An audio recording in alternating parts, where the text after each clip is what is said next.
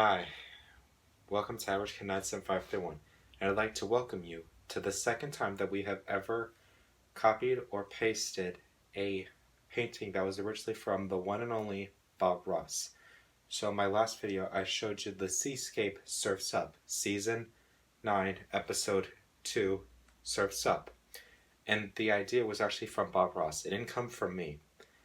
Just a warning, I do not own or take credit of any picture that was completed in that. I did that.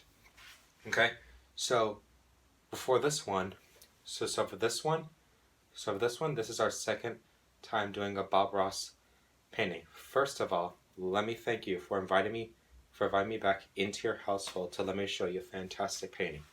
If this is your first time with me, just like Bob Ross said, to drag out your brushes, some paints, and paint along with him if you were back in the 1900s.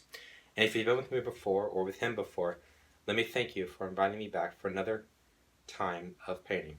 So to help you guys out, I will have all the equipment down there at the bottom of the description that you need to paint along with me. And well, and while you're seeing that, let me show you what this is up here. Let me just give you a better look. Okay, so right here is a winter scene that Bob Ross did, the 23rd season of the very first episode. So this one is called Forest Winter Horn, and it gets its name because it's a winter scene, and it's slightly in the forest, as you can see. Okay, and the reason for this is, well, right now it's wintertime here where I live, so I thought, since it's wintertime, the very first time I did something like this, I thought, why not do a winter scene that Bob Ross did, which I thought was cool. So I will show you step by step how I did this painting. So what we did is that we dipped into some blue first, and then white. White, well, I know you can't see it because it's white, like that. And then we just took them together and put them slightly off-centered here in the beginning and just brushed them together.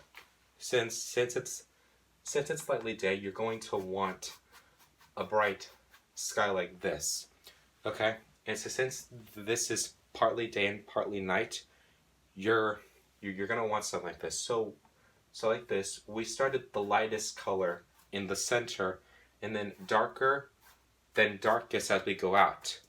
Right? So what we did is that we took the white and blue, mixed it together, and then I took a dab of the blue and put it the side with no white required.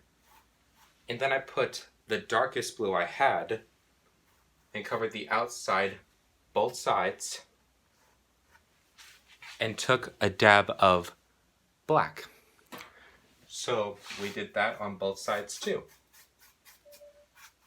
And just like Bob Ross would have done, to clean them up, you dry it off in odorless paint thinner, but I do it in water.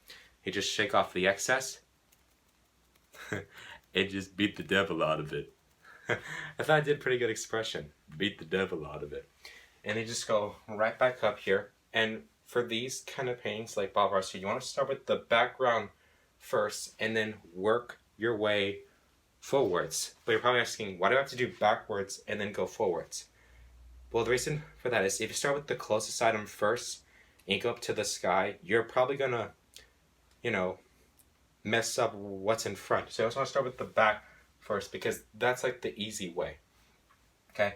And then we took slightly blue and then slightly black.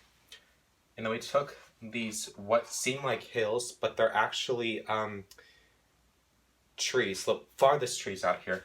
So we took the vertical of our brush and just went up and down like this. And then without cleaning the brush, I go back into the black and then did some indications of trees up here. Right here. So mostly, I know you can't see it, but at the end of this video, I will give you an up-close shot of it so you can see it for yourself. Okay? And mostly, well, trees get lonely, just like Bob Ross said. So we took not one, not two, but 3 of them right here. And then down here at the bottom is already white, but I took some white with the black and did like a little foreshadow right here behind this cabin, which we do next. Okay, so since that this is the lightest part, you have to do the foreshadow here in order for the picture to work out properly. And when that's done, I took white and then did the shadow of this cabin's roof. And then I dipped into partly brown and partly black, mixed them together on the canvas, not here on the palette, and did it slightly back and forth, up and down, sometimes horizontal. Then I let that dry completely, and while I did that, I dipped into the white to cover up this foreshadow here, which is on right behind this cabin where the little snow hills are right here. And while that's done, I dip into the black, covered the entire brush with it, and then went carefully. I put these two doors, this door, these two windows, let them dry completely, and then I took some white and then covered the entire bottom of this with white to represent snow.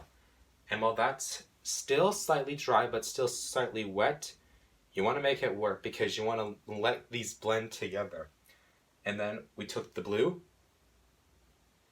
and then gently, like I used the corner of it, just like Bob Ross said, use the corner and very gently come out where the door is because it's very far, and then come out and just, ziggy and zag outward like this. Even though some of it got left out, so I put the indication of snow back on it just to cover up the trail because it's snowing. And sometimes when you're making a pathway, while it's still snowing, the snow's just going to come down and seek revenge on what you just did to it. And when that's done, we still had a little bit of fun left. So what we did is that we took the brown and created this gigantic tree right here. So we just did the first couple of stumps. Well, first the stump and then the arms. And then we had its fingers come out like this. I know it's not an exact duplicate of what you would see when you go watch his. Well, if you want. Okay? But just like he said, there's no such thing as mistakes when it comes to joy painting, just happy accidents. And that's kind of how I like it. But my parents think mistakes are mistakes. They're not happy accidents as what your parents would think. But it doesn't matter what but it doesn't matter what your parents think. It matters what you think. Okay? And if I had the proper amount of patience, which I didn't, I would have made like pinkies of these arms of the trees. And right here, since it's snow, I put I let some of the brown dry here at the bottom of it, and then put the white around it to make it look like snow. And when that was done, I just took the other end of the brush and just scraped in some sticks on it, and I kind of did these ones too, as you can see.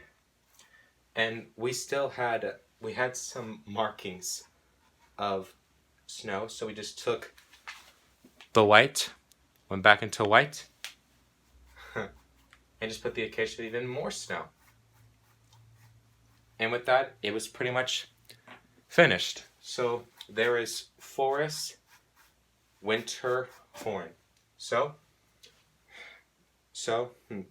there you go, everybody.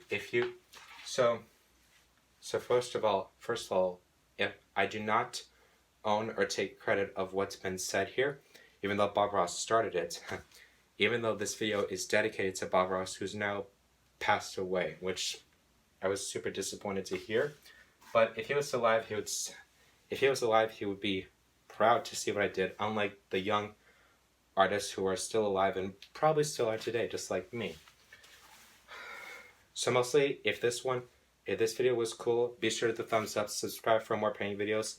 Also, if you guys are interested for me doing some more paintings, show me in the comments, or, well, we'll see what we can do. So from everyone watching, and of course Bob Ross, who's watching from God, I'd like to wish you a happy painting, and God bless you all.